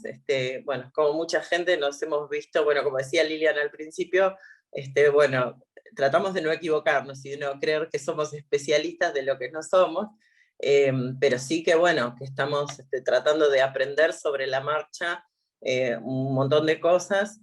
Y bueno, quiero decir que el trabajo en el espacio de salud laboral, salud y trabajo, también es un espacio pedagógico donde también vamos también aprendiendo a pensar la cuestión de la salud y el trabajo en términos cada vez más integrales, ¿no? Y más amplios. Entonces me parece que eso es importante y también por eso celebro esta presencia y estoy segura que además vamos a repetir esta invitación porque tenemos más temas para seguir conversando y para seguir articulando. Pero bueno, me parece que también en esta coyuntura, bueno, esta conversación es muy importante, hay mucha preocupación de parte de todos nosotros y nosotras respecto de, bueno, cómo manejarnos en esta situación, cómo garantizar condiciones seguras de trabajo, condiciones seguras de enseñanza y aprendizaje. Estamos haciendo un esfuerzo muy grande como el conjunto de las y los trabajadores por mantener, mantener esta sociedad en funcionamiento y nosotros en particular en relación sobre todo con la tarea educativa, pero es muy importante que podamos tener claros los parámetros de, bueno, digamos, para garantizar condiciones adecuadas de trabajo y condiciones seguras para nosotros, nosotras y les estudiantes. Y también me parece que una clave importante, digo, en ese sentido, bueno, lo que trae Arnoldo me parece que es muy útil, digamos, también para poder pensar indicaciones prácticas, concretas de cómo llevar esta mirada a cada uno de los espacios de trabajo universitario. Y también me parece importante digamos, la perspectiva política, ¿no? Digamos, de también tener claro, digamos, cuántas de estas cuestiones están atravesadas por disputas políticas y disputas que tienen que ver con, bueno, finalmente con la disputa por espacios de mercado en una sociedad, digamos, capitalista, donde nosotros entendemos que la salud es un derecho, pero quienes manejan la producción de vacunas entienden que es una mercancía, ¿no? Entonces, y por supuesto que también sobre ese territorio hay un despliegue de otras variables de la disputa política que en nuestro país están muy claramente, digamos, cabalgando sobre la situación de la pandemia para disputar un proyecto político que, bueno, que hoy nos representa en el gobierno y que está empujando para poner en el centro el cuidado de todas y todos. Entonces me parece que también es importante esta conversación en esos términos. Gracias. Gracias, Yamile. Dejamos abierta el espacio, se pueden ir anotando en el chat si quieren hacer algún comentario o bueno, cualquier interrogante. Vamos a pensar también qué está pasando en los diferentes territorios. Ahí Jimena, Yuri, rompe el hielo. Sí, ¿qué tal? Bueno, buenas tardes. Primero, bueno, agradecerle muchísimo a Lilian y a Arnoldo la charla, digamos, creo que ha sido muy clarificatoria. Me parece que desde los sindicatos estamos teniendo la presión de poco de cómo resistirnos a una presencialidad obligada. Y creo que uno de los problemas más graves que tenemos es, digamos, acá por lo menos en San Luis, somos vecinos con Arnoldo, la presencialidad en la universidad no es discutida. Está bien dentro de lo que es los edificios de facultades, como que hay un acuerdo de que no va a haber presencialidad, podemos estar en la virtualidad. La presión más grave viene desde los preuniversitarios, del colegio preuniversitario.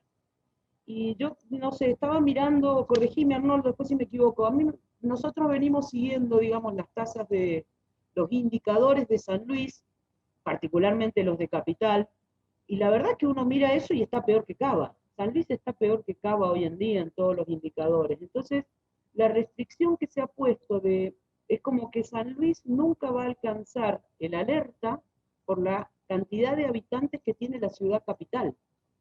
Entonces te da la sensación de que se puede morir la mitad de la población, pero igual no vas a entrar en alerta. Entonces, es como que eso te complica mucho la discusión, digamos, en la paritaria de cuáles son los indicadores que vas a tener para regresar o no a la presencialidad, sobre todo en el nivel preuniversitario. Vos sabés, Arnold, lo que venimos dando, digamos, hay una resistencia muy grande a establecer los indicadores, y bueno, es como que el DNU nos ha dejado un poco desprovistos de herramientas para un cierre. Si bien, bueno, ahora el colegio preuniversitario no está con presencialidad, tampoco se logra definir cuándo va a volver a la presencialidad. Cerraron hace unas 2 o 3 semanas, entonces es muy difícil trabajar con las herramientas que te da el DNU, digamos.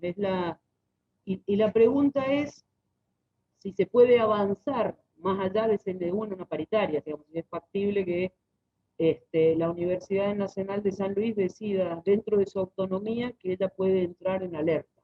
Esa es un poco, porque es un poco la preocupación que tenemos, y bueno, nosotros nunca vamos a llegar a la alerta, pero estamos en alerta. No, sí, eso, digamos, ese es en el DNU, digamos, la alerta la deja para centros de más de 300.000 habitantes. Ese es un problema que tiene el DNU y que realmente, bueno, en el caso nuestro de las universidades, al haber, en la paritaria nacional, haber permitido, haber acordado que se podía aplicar el índice de riesgo inicial, eso nos permite la posibilidad de poder, a través de ese indicador, poder definirlo en nuestra paritaria local y si está en crítico se va a la virtualidad, digamos, porque estaríamos en estado de alerta. Digamos. En el caso nuestro, eso lo puede, es decir, acordándolo en la paritaria local, porque la nacional dice que se puede aplicar. Entonces, en función de la autonomía, lo podríamos aplicar y pasar a crítico. De hecho, San Luis estamos en crítico, no hay duda, ¿no? De eso no tenemos duda. Gracias, está bien, gracias. Está pidiendo la palabra Horacio Córdoba.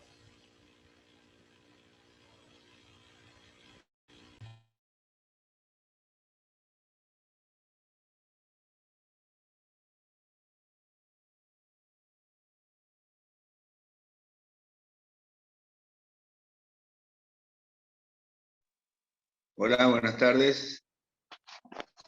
Ahí va, ahí se te escucha bien.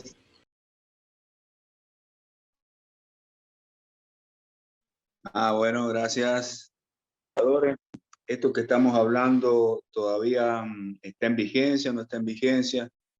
Hemos tenido algunos problemas acá también en San Juan, tenemos los colegios preuniversitarios y hemos tenido algunas discrepancias ahí en el seno de la universidad con estos temas, sobre el tema también de cuándo se debe aislar, si la burbuja se aísla con alumnos y los profesores en el secundario, si debe aislarse todos los profesores que estuvieron en contacto, no en contacto, bueno, porque hay un criterio en el protocolo provincial y hay otro criterio aparentemente distinto en el Consejo Federal de Educación. Así que eso por un lado. Y el tema de la vacuna, a medida que vaya creciendo el nivel de vacunación, eso también va a ser tomado como un indicador, tendríamos que tomarlo, porque ya hemos tenido algunas indicaciones de parte de las autoridades escolares sobre ese tema. ¿Cómo lo estamos viendo eso? Para los dos compañeros y compañeras. Gracias, muy amable.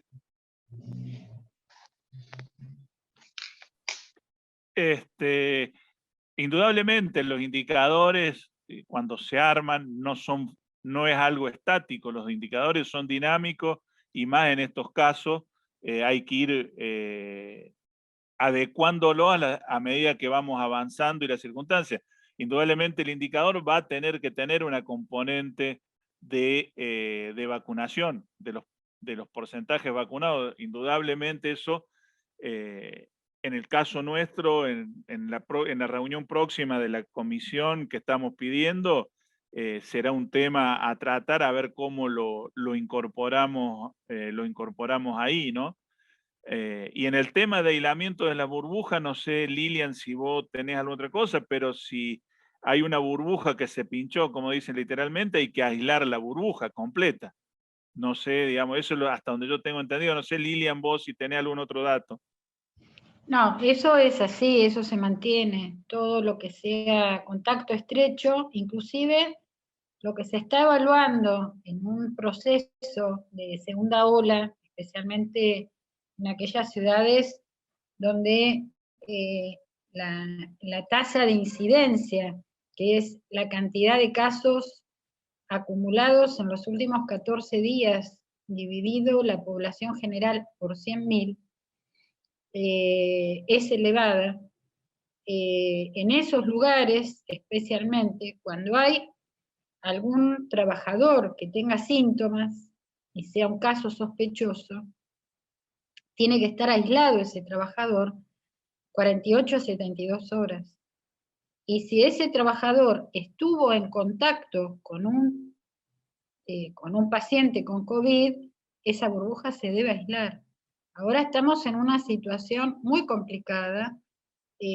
Bueno, en Cava se hace cualquier cosa, porque ustedes saben que, bueno, la reta ha tomado una actitud, digamos, proselitista, desde la mirada de la presencialidad a toda costa, ¿no? Respondiendo lo que algunos quieren escuchar. De todas formas, es muy baja el porcentaje de padres que están enviando a los chicos, pero los docentes tienen que estar porque están amenazados. Entonces, la burbuja se rompe, obviamente, ante un caso sospechoso, en un lugar donde hubo casos. Eso no hay discusión. Eso se está manejando en algunos casos bastante bien. Tiene que ver también mucho el trabajo que se hace con las autoridades. Así que me parece que sí, que hay que tener una mirada muy especial. A ver, el COVID es como se va arborizando, ¿no? Recién decíamos que una persona contagia a 10 y esas 10 contagian 100. Si lo multiplicamos por 4, por 5, por 6, porque siempre hay gente que cursa COVID y nunca se hisopa, por diferentes causas, y no se hisopa, o porque no llega, o porque no quiere, o porque fue contacto estrecho y ya da por hecho que tiene COVID. Entonces, la posibilidad de contagio es altísima, y más en esta cepa, y más en la edad de los trabajadores menores de 60 años. Eso es lo que se está viendo.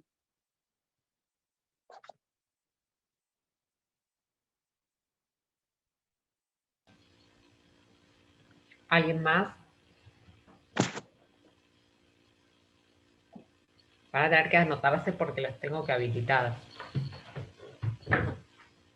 Aviso. Pérez, ¿se está anotando?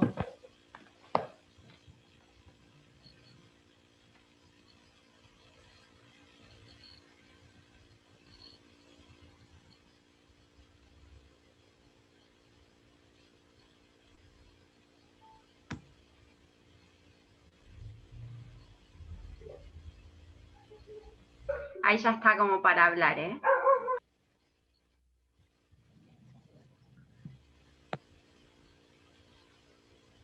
Pérez, ¿querés probar tu audio? Sí, ahí, ¿me escuchan bien? Ahí sí. Sí, buenas tardes, compañeros. Era una consulta para la doctora Capone. Sabiendo todo esto, el alto grado de contagiabilidad que tiene, y de hecho yo estoy cursando la enfermedad, y bueno, a mí no me agarró muy fuerte, pero por ejemplo, mi señora es alérgica. Ahora digo, el suelo equino, o sea, yo no escucho que se está aplicando mucho, es un producto supuestamente avalado ya, y que sirve para prevenir. Internados. A ver, en pacientes internados. Por eso no nos enteramos.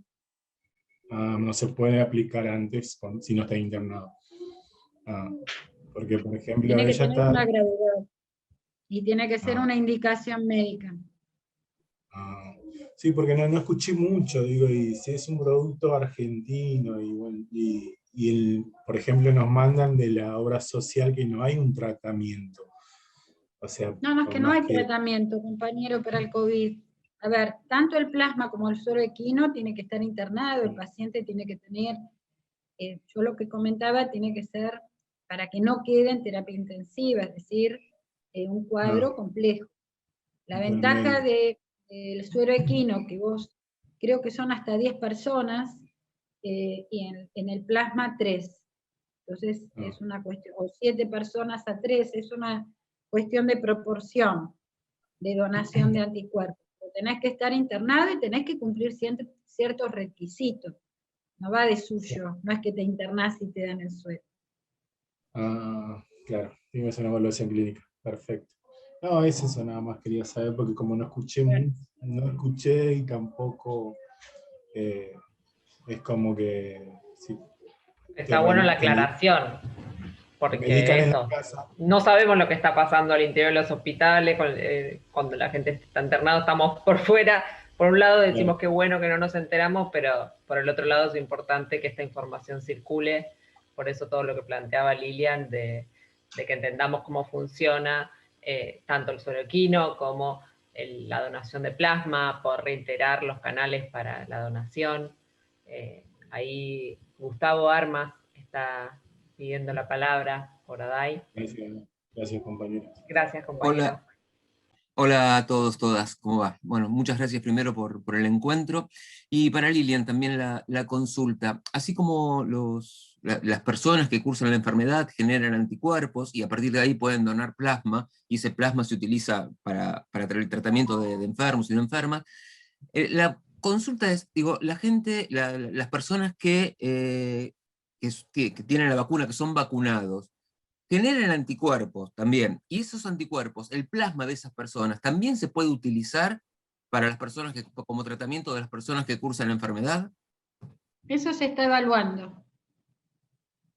La consigna es, si tuviste COVID, acércate y dona plasma. Sí. No es si te vacunaste y dona plasma. Así que me parece que el tenor de anticuerpos es diferente.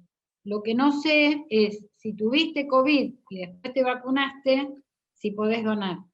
Claro. Yo sé que cuando tuviste COVID, tenés que esperar bastante, y recibiste plasma, para donar plasma, tenés que esperar 6-7 meses.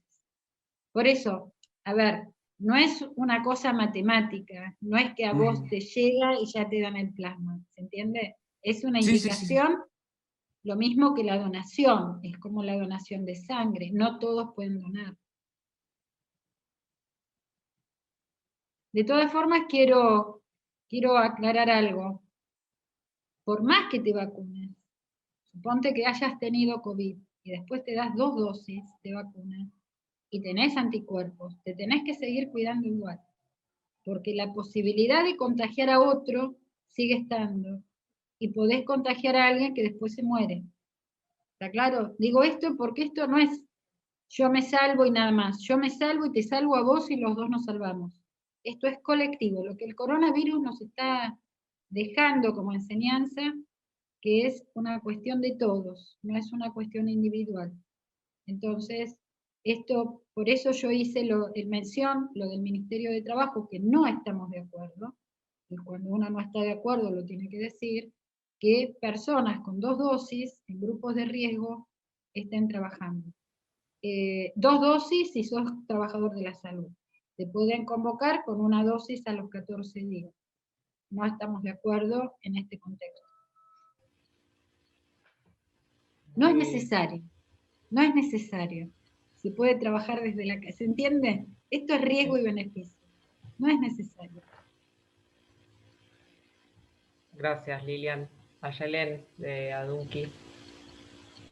Ahí está. Hola, compas.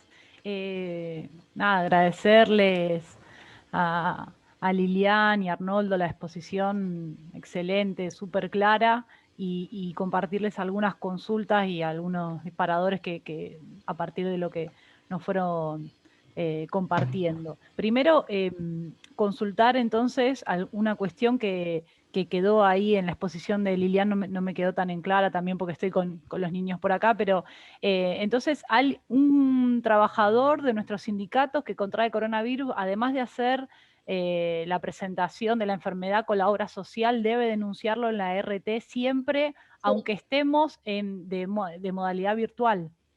No. Modalidad Tenés que virtual estar en el acto de trabajo. Bien. En el acto de trabajo.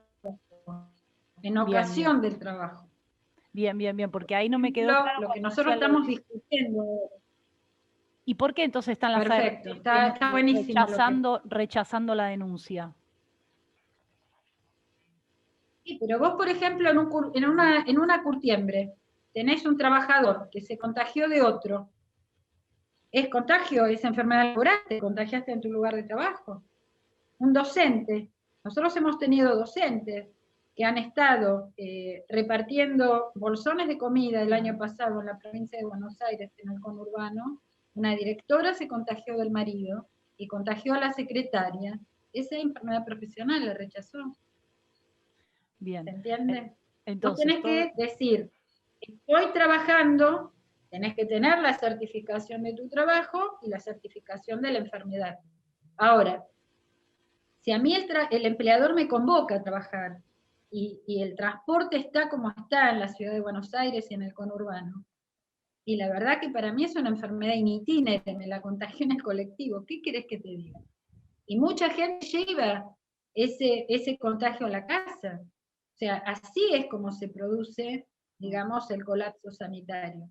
Por eso muchos de nosotros decimos, hay que parar 15 días, como se hizo en algún momento, todo virtual, con un costo económico altísimo, nadie vive en un termo.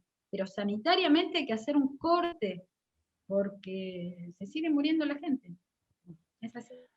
Ahí en ese caso, buenísima la respuesta, Lilian, de sumar algo que nos pasó en la escuela preuniversitaria, en la Universidad Nacional de Quilmes, que es que en tanto y en cuanto se había restituido la presencialidad, uno de los chicos empieza a presentar síntomas en la escuela, o sea, ingresa sin fiebre, pero empieza a tener tos de manera continuada, se acompaña desde la escuela y da COVID positivo.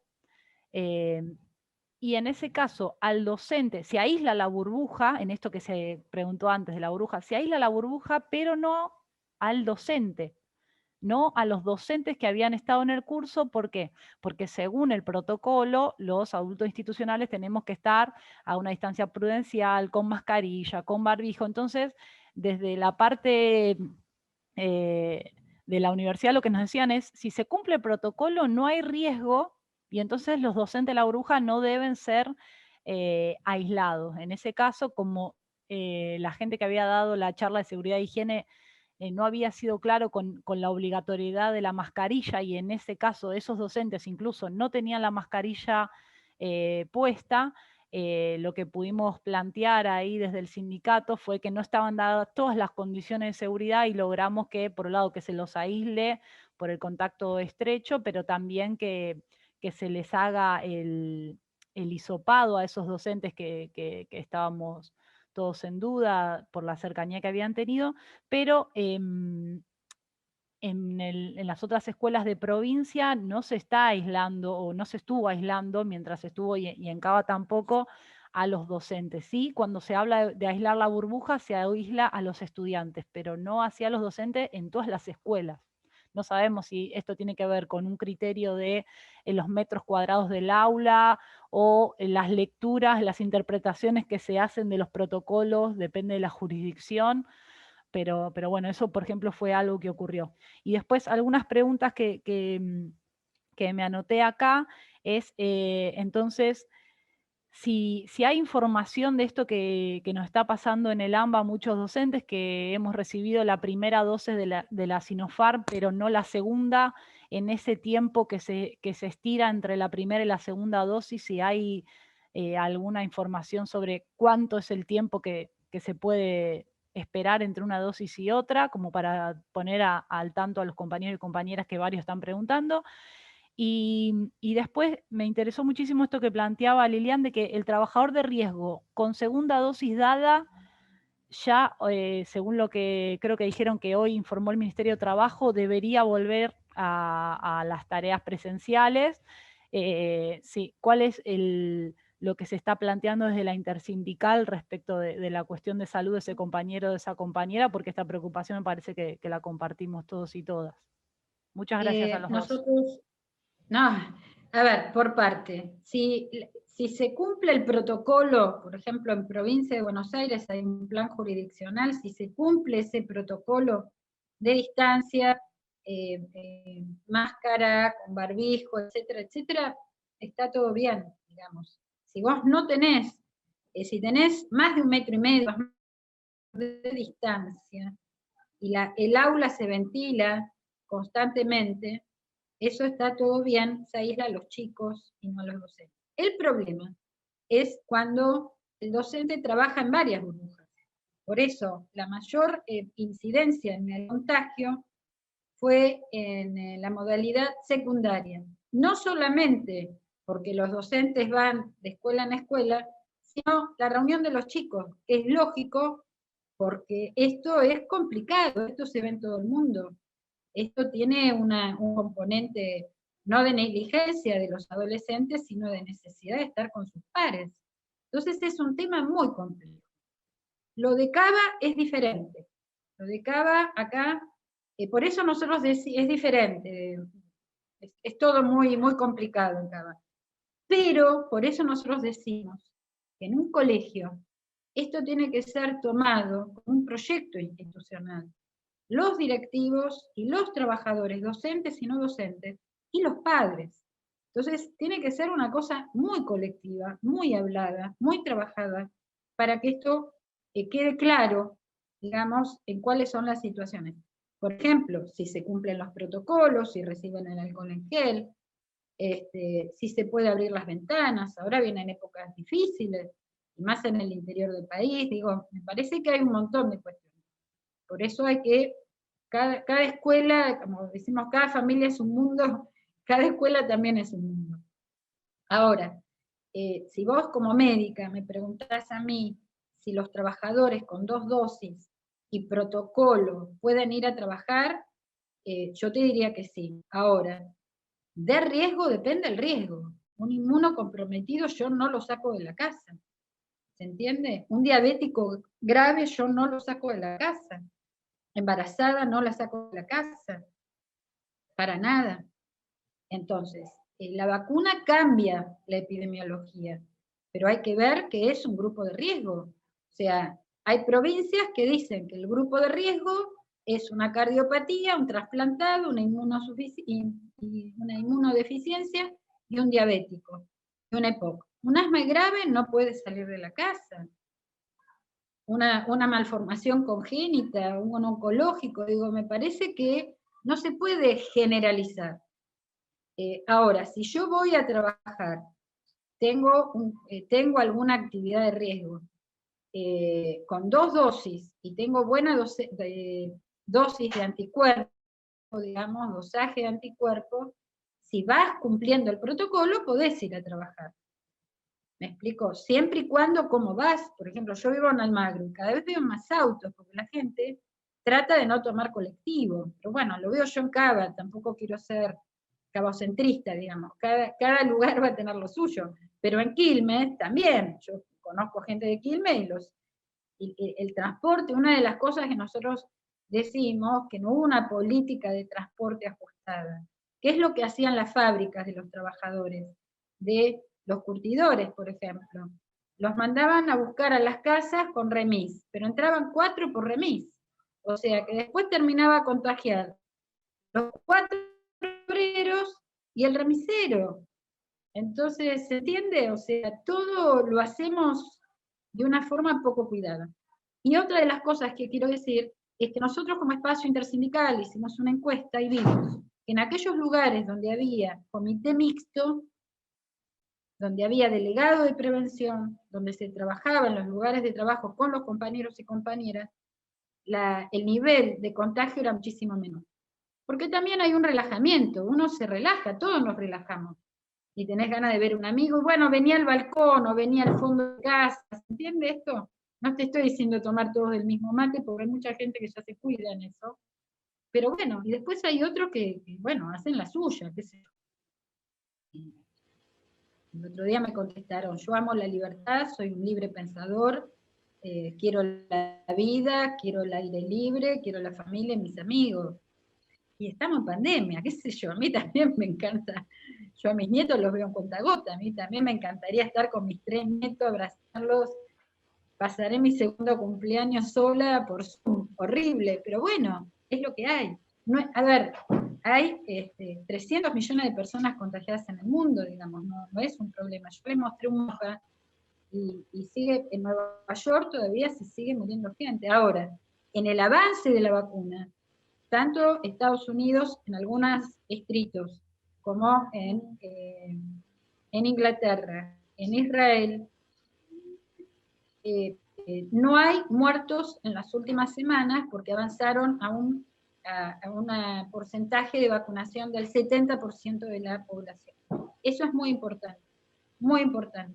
Hoy en día en las terapias intensivas hay gente joven, no hay gente de 70 años, y eso tiene que ver con la vacuna. Por eso hay que definir,